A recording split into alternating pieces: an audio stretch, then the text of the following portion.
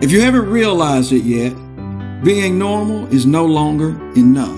That's what we're going to pick up today. This is an introduction to the content I've been sharing over the last day or so, and just wanted to bring some things to your mind. Think about this statement. Normal is no longer enough. In other words, normal isn't working anymore. What was normal, what was considered okay, if you look at society and you look at the world around you, no matter where you look, if you look in your home, it's not enough.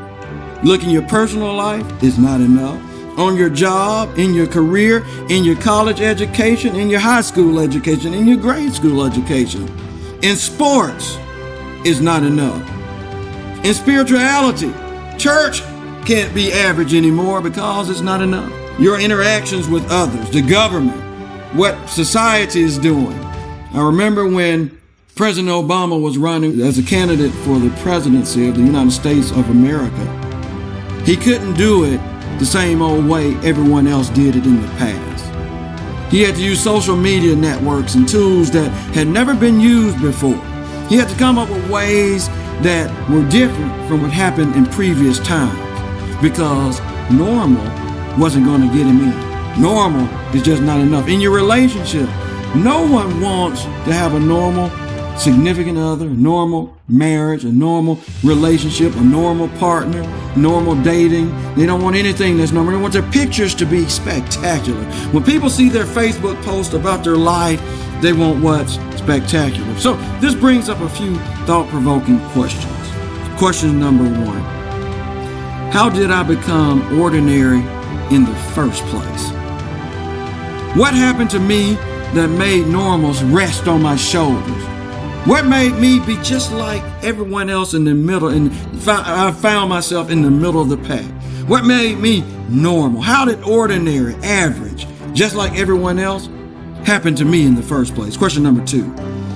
Have I fallen prey to being like everyone else? See, most people think, oh, it's okay that I'm normal. If this happened, that's okay because it happens to everyone else. But at the end of the day, when you get home and when you get by yourself, you realize that that's not going to work. How did we fall prey to being just like everyone else? If everyone is ordinary, question number three, if everyone is ordinary, then what's the problem with it? Now that's a real good question because in your mind, what you're thinking is, it's okay to be like everyone else. We've been trained and conditioned to be like everyone else. But listen to this question one more time. Question number three.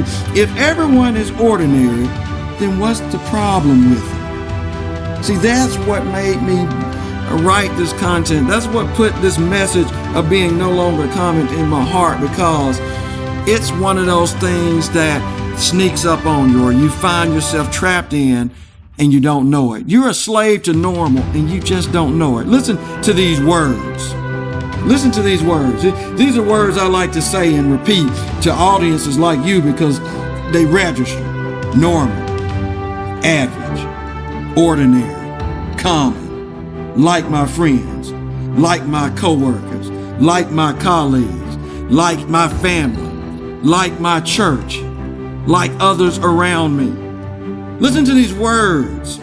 They put us in check so that we don't get off course, meaning we want to stay on the train or on the bus that everyone's riding on. We want to go down the path that everyone's traveling. We don't want to go down the path that very few are traveling, because that would take us off the course of normal, average, ordinary, common.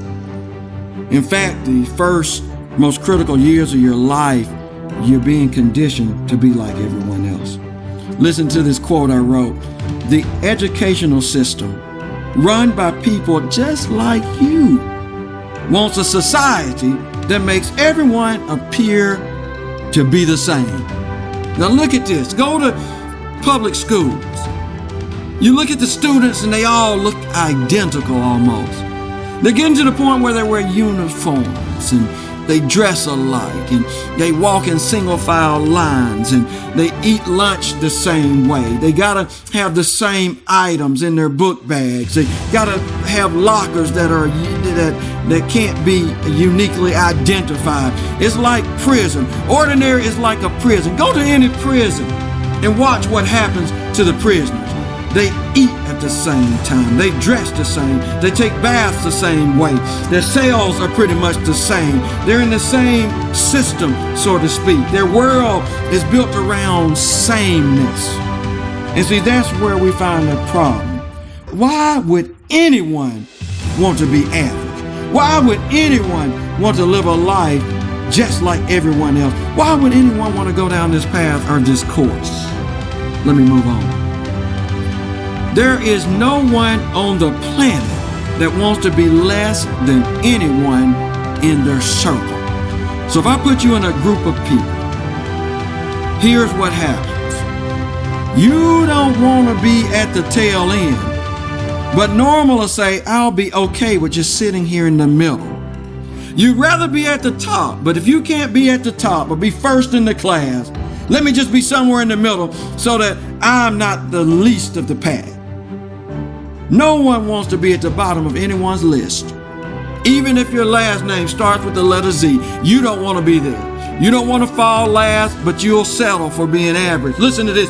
When we can't be the best, the coping mechanism is what I call average. Listen again. When you can't be the best, the coping mechanism is called average, meaning you'll, rather than trying to do your best, you'll sit back and say, okay, average will have to be good enough.